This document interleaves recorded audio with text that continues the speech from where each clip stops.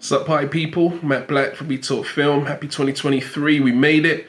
I hope your 2022 was great. 2023 hopefully will be even better. We got a fantastic slate of films dropping in 2023. For this video, I'm going to just concentrate on the superhero side of things, the most lucrative and most played out genre. There's so many of these films and series dropping this year. We got 9 superhero films dropping. Only 3 from the MCU, 2 further from Marvel, from Sony, and 4 from DC. So I'm going to just give a quick rundown, brief rundown of the films and series you can expect to see in 2023. This is going to be brief. We're going to concentrate and drop on a lot more info on each individual film and series as they actually come out during the year.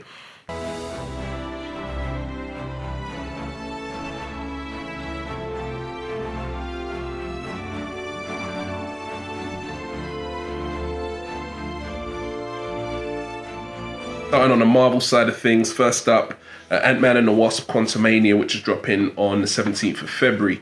So that's coming real soon. Paul Rudd back, Evangeline Lilly, Jonathan Majors as Kang. Jonathan Majors is going to be a breakout star this year. A lot of people already know he's a fantastic talent. He's got Creed 3 dropping as well. But yeah, the trailer dropped recently. It's really good, really interesting. That's first up on the Marvel side of things. Next up, you have James Gunn's Swan Song. On 5th of May, you got Guardians of the Galaxy 3. The ragtag group of space pirates doing their thing captured all our hearts. Was not expected to be a big and a successful film series at all, but here we are at number 3, wrapping up the trilogy before James Gunn goes to take up his job helming and trying to turn around the DCEU.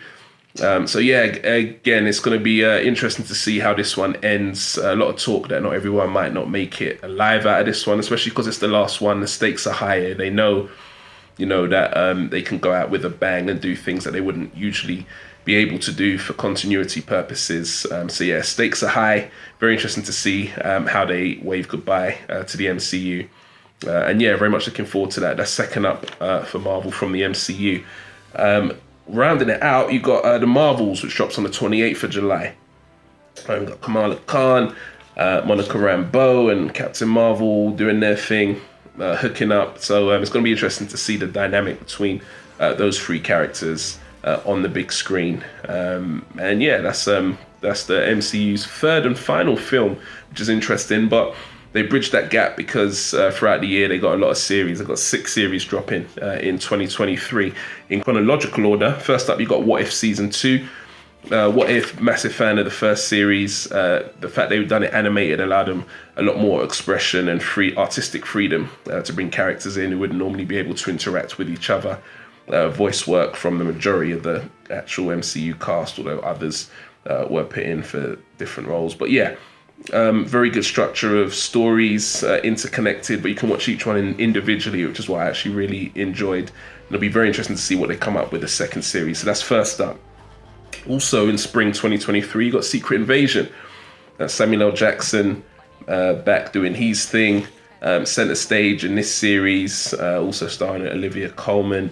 You got Don Cheadle's War Machine in there, and this one centers around the Skrulls, the shapeshifters, and infiltration, things that they can do. So the possibilities are endless. If you know about the comic book series, it was integral, very big thing happening in the Marvel side of things. So if they can bring that to the small screen, which will then tie in for stories for later on in Phase 4 and 5 and beyond, that's going to be a very interesting watch.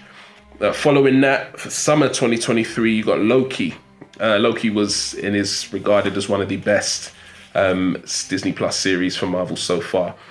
That's dropping in summer 2023. Jonathan Majors, again, man of the hour, predict him to be one of the most successful and best actors of the year, reprising his role as Kang, which you'll also see in Ant-Man and the Wasp: Quantumania. So yeah, that introduced variants and multiverse craziness. So yeah, it'll be interesting to see how they follow that up. Tom Hiddleston, obviously fantastic actor, and his Loki character is loved by all. So let's see where they next go with that. After Loki, you got Echo, first introduced in the Hawkeye series. It's going to be, it's very good for representation as a deaf actress. So yeah, very much looking forward to and seeing where they move with that character. Vincent D'Onofrio back as Hawkeye. Sorry, as Hawkeye. Vincent D'Onofrio back as Kingpin. We first saw him return to the MCU in Hawkeye, just like we did with the introduction of Echo. So yeah, very much looking forward to where they go with that. And that's dropping in summer. Then you've got Ironheart, autumn. Riri Williams, first introduced in Black Panther: Wakanda Forever. She polarized opinion, to be fair. Some people said they didn't like her that I saw, which I couldn't get at all. I thought she was fantastic. Breath of fresh air. It'll be good to see her character fleshed out in her own series, which is dropping towards the end of the year, autumn 2023. And then finally up, you've got Agatha and the Coven of Chaos in winter. Probably the one people are least looking forward to. The character was first introduced in the Scarlet Witch and Vision series on Disney Plus. And yeah, her show rounds out in winter. They may shock us, it isn't the one which is most anticipated, but who knows? Could be a sleeper hit. So that rounds out the Disney Plus side of things. You then have two Marvel films, but that aren't part of the MCU. So this is part of Sony's slate of films dropping. They got two. First one up, Spider-Man Across the Spiderverse, which drops on the 2nd of June. This has the potential, based on the last two films, to actually be the best film out of all of them. So yeah, very much looking forward to that based off the first two. It can very much be the superhero film of the year. Very well received, the previous two iterations. And yeah, very much looking forward to that. And then rounding out the year, back half of the year, Kraven the Hunter, part of Sony's Spider-Man Villainverse, which to be fair hasn't really been going too great for them. You actually look and you see there's not really too much happening with that.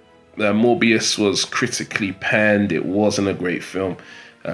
Venom 2, Let There Be Carnage also wasn't a great film. So they really have to score a hit with this one, because a lot of people are losing faith with the direction that they're going in with that. It's difficult when you've not got Spider-Man in there to kind of anchor it and give it a bit of credibility.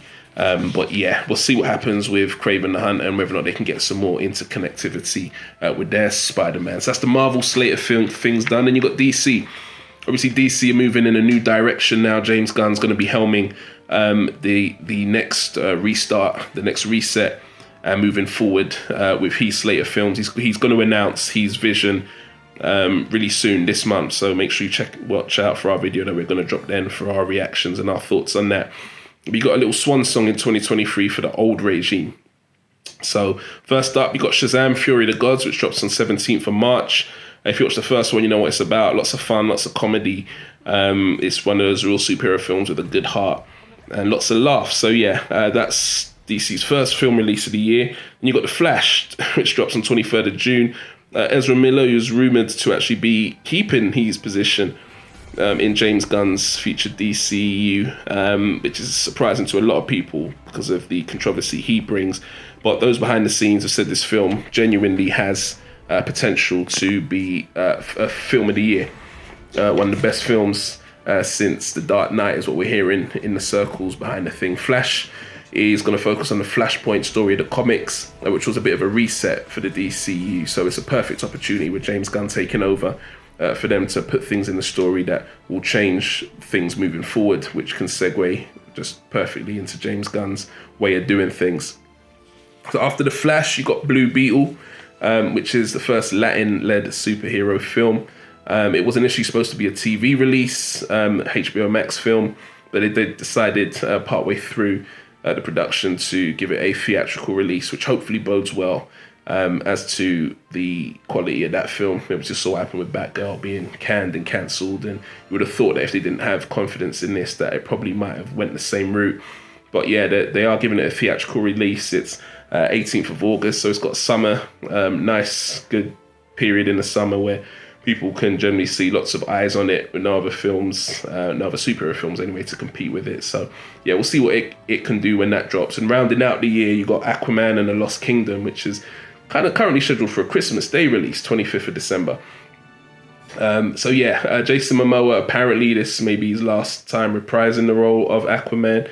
A lot of rumors circulating that he's actually now going to be Lobo, DC anti-hero moving forward. But again, we'll have to wait for James Gunn's official confirmation of that to confirm.